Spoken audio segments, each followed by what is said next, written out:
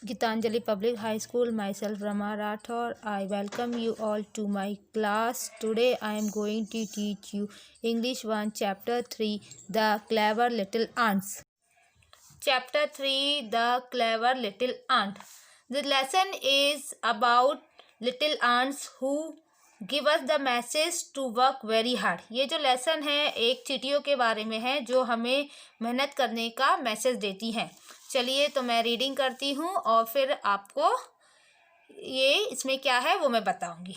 सबसे पहले यहाँ पे एक छोटी सी स्टोरी है, दी आंट एंड दी ग्रास ऊपर, और मुझे लगा ये स्टोरी तो सभी को पता होगी. ओके, मैं रीडिंग कर रही हूँ. In the summer the grass ऊपर was content to play music and sit in the sun. तो समर का सीजन था, मतलब गर्मी, और जो ग्रास ऊपर था वो क्या करता था, वो आराम से म्यूजिक प्ले करता था और आराम से धूप में बैठा रहता था. ही वॉज कंटेंट मतलब वो म्यूजिक प्ले करके बहुत ही हैप्पी था, सेटिस्फाइड था.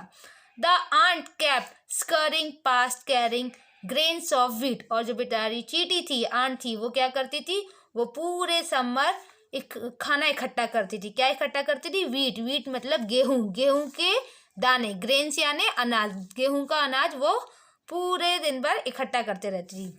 It look tired, why are you running around in this weather.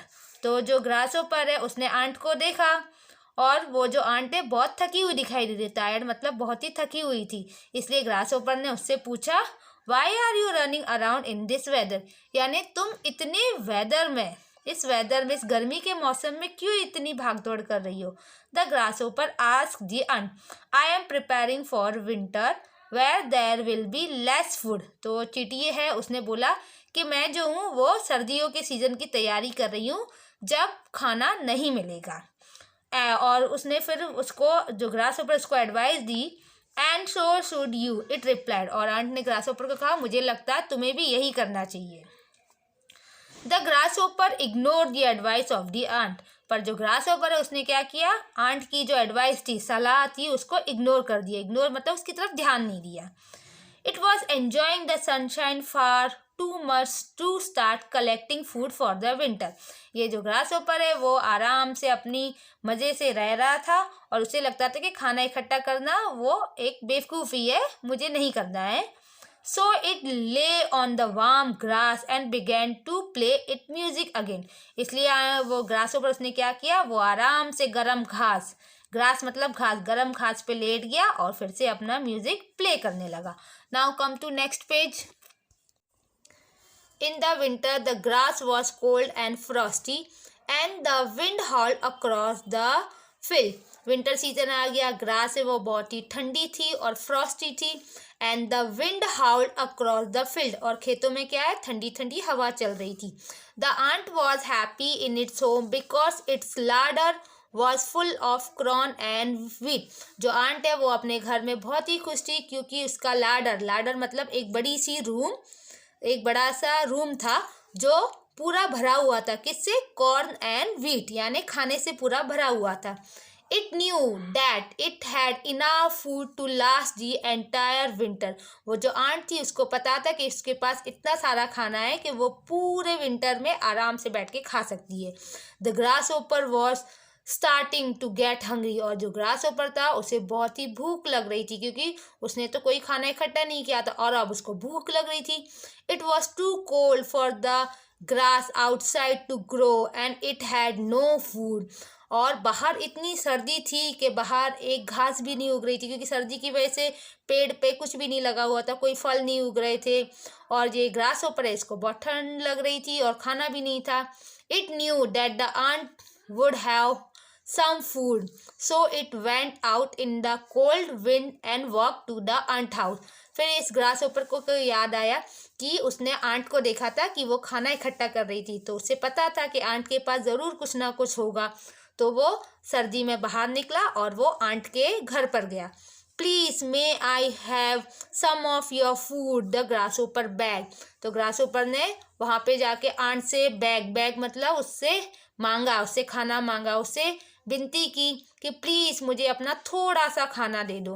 The ant was angry because it has work very hard to collect enough food for the long winter month ahead.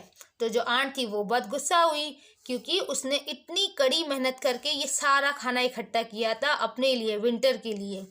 If you hadn't been so lazy and had prepared for the winter like I suggested, you wouldn't be hungry now. तो जो ant है उसको बहुत गुस्सा है और उसने बोला कि मैंने तुमसे कहा था ना कि तुम खाना इकट्ठा कर लो, अगर तुमने ऐसा किया होता तो आज तुम्हें ऐसे भूखा नहीं मरना पड़ता, तुम्हारे पास भी खाने के लिए होता. I don't have any extra food for you. तो आंट ने बोला नहीं, मेरे पास तुम्हारे लिए कोई एक्स्ट्रा फूड नहीं, मेरे पास कोई फूड नहीं है तुम्हारे लिए. The ant went back to its warm fire and stock cupboard leaving the grasshopper out in the cold. और फिर जो आंट है वो वापस अपने घर के अंदर चली गई और ग्रास होपर को बाहर ही छोड़ दिया. ओके, तो इस स्टोरी से हमें क्या मैसेज मिला कि जो आंट है वो बहुत मेहनती होती हैं और ये जो ग्रास होपर मतलब जो मेहनत करते हैं उन्हें हमेशा फल होता है और जो आलसी होते हैं उन्हें कभी कोई फल नहीं मिलता. अब देखो नीचे जो है वो आंट की लाइफ के बारे में बताया गया है. देखिए आंट कैसे रहती हैं. Okay, ants are small insect that live in communities called a colony. जो आंट हो वो कौन है? Small insect. इंसेक्ट मतलब आपको पता है ना, कीड़े मकोड़े होते हैं, वो छोटे से इंसेक्ट्स है, बहुत छोटी होती है और वो हमेशा कम्युनिटीज़ में रहती है. कम्युनिटीज़ मतलब इकट्ठे ग्रुप बना के रहती है, उनकी कम्युनिटी होती है और उनकी कम्युनिटी को क्या बोलते हैं? Colony. Usually ants are found in region where the climate is warm but they can live almost anywhere except in very cold places. तो जो आंट है वो ज़्यादा करके कहाँ पे रहती हैं? जहाँ पे थोड़ा सा क्लाइमेट गर्म हो, गर्म मतलब गर्मी हो, वहाँ पे वो रहती हैं ज़्यादा करके. तो और वो वैसे तो सब जगह रहती हैं, हर कहीं मिल जाती हैं. चींटियाँ तो हमको कहीं भी मिल जाती है, अब कहीं भी देखो हमें चींटियाँ मिल जाती है. और वो कहाँ नहीं रहती? ज़्यादा करके जहाँ पे बहुत ज़्यादा सर्दी है वहाँ पे हमें आंट दिखाई नहीं देती. Like most insect ant have 6 legs. जैसे सारे इंसेक्ट्स होते हैं वैसे ही आंट्स को कितने पैर होते हैं? 6 पैर होते हैं. The legs of the ant are very strong so they can run very quickly. जो आंट्स के जो पैर होते हैं वो बहुत स्ट्रांग होते हैं और जिसकी वजह से वो बहुत ही तेज भाग सकते हैं, बहुत जल्दी भाग सकते हैं. Ant can lift thing 20 time their own weight. और जो आंट है देखने में तो बहुत छोटी होती है पर वो अपने वजन से 20 गुना 20 टाइम का ज़्यादा वजन. जैसे अगर आंट का समझ लो 2 किलोग्राम 2 kg वजन है तो वो 20 kg वजन उठा सकती है, यानी अपने से 20 गुना ज़्यादा वो वजन उठा सकती है. The life of an average ant is about 45 to 60 day. और एक जो आंट होती है वो ज़्यादा करके कितना जीती है? 45 से लेके 60 डे इतना ही जीती है. या तो 45 डेज जीगी और ज़्यादा से ज़्यादा 60 डेज जी जाती है, यानी इतने दिन ही वो जिंदा रहती है. Ant use their antenna not only for touch but also for their sense of smell. और जो आंट के आपने देखे आंट के जो 2 आगे एंटीना, उनको एंटीना बोलते हैं. वो एंटीना किस लिए यूज़ करती है? सबसे ज़्यादा तो वो टच के लिए but also for sense of smell, यानी उनसे वो खाना सूंघती है. कुछ भी चीज़ सूंघने के लिए, स्मेल करने के लिए वो अपने एंटीना यूज़ करती है. The head of the ant has 2 large strong jaw. और जो आंट का जो सर होता है, सिर, उसमें क्या होते हैं? 2 large strong jaws. Okay, jaw मतलब जबड़े, 2 स्ट्रॉन्ग जबड़े होते हैं. The jaws open and shut sideway like a pair of scissor. और जो आंट के जो जॉ होते हैं वो कैसे बंद और खुलते हैं? जैसे सीजर कैसे होती है, सीजर को कैसे हम खोलते हैं बंद, वैसे ही वो उनके जॉज होते हैं. with which they swallow the juice squeezed from piece of food. और उससे क्या करते हैं वो कि कोई भी खाना हो उसमें से वो जूस स्क्वीज करते हैं. The ant has 2 stomach.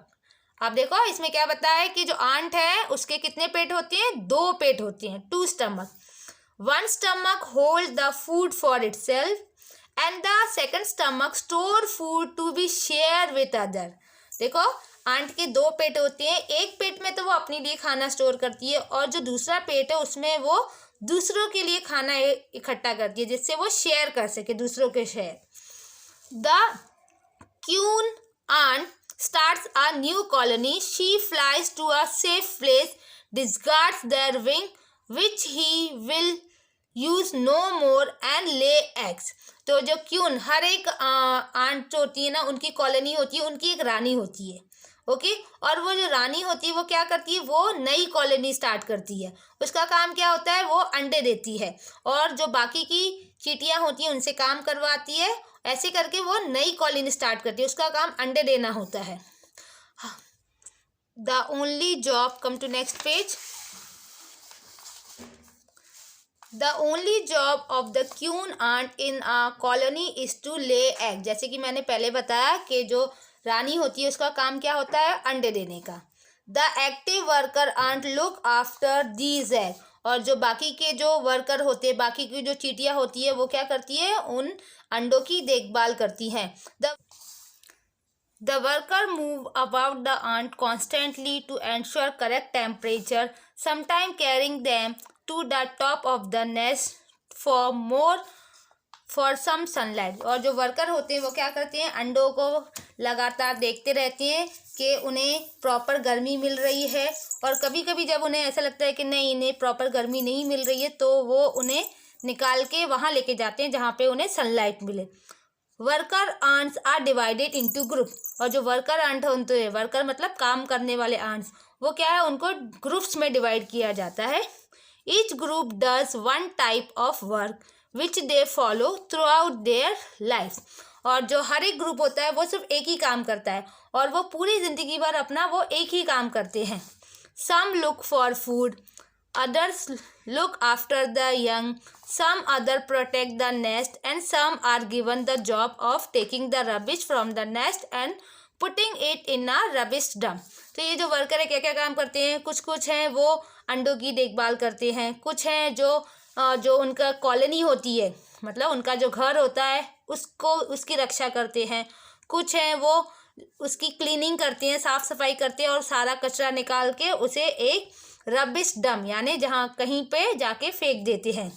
ये देखिए यहाँ पे बहुत सारी, ये देखिए कैसे बताया है, ये देखो ग्रुप है किस तरीके से, ये देखो यहाँ पे जो चींटियाँ हैं वो खाना इकट्ठा कर रही हैं। There are different species of ants.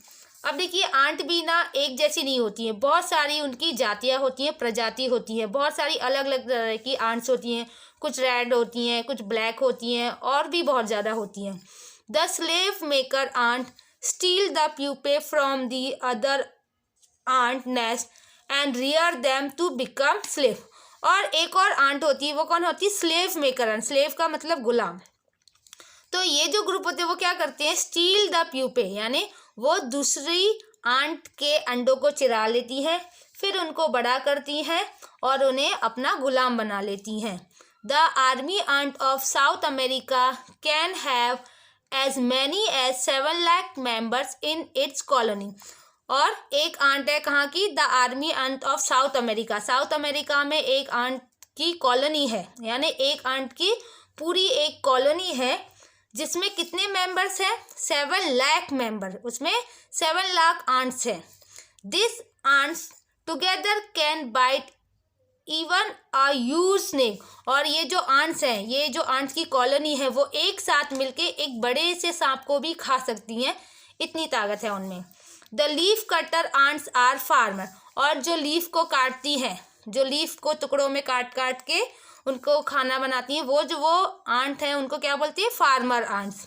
They cut out pieces of leaf to take back to their nest, but ant can not digest leaf. पर ये जो आंट है ये क्या करती हैं, लीफ को काटती हैं और उन्हें अपने नेस्ट में ले जाती हैं, पर ये जो आंट है वो पत्तियों को डाइजेस्ट नहीं कर पाती है, उनको पचा नहीं पाती है।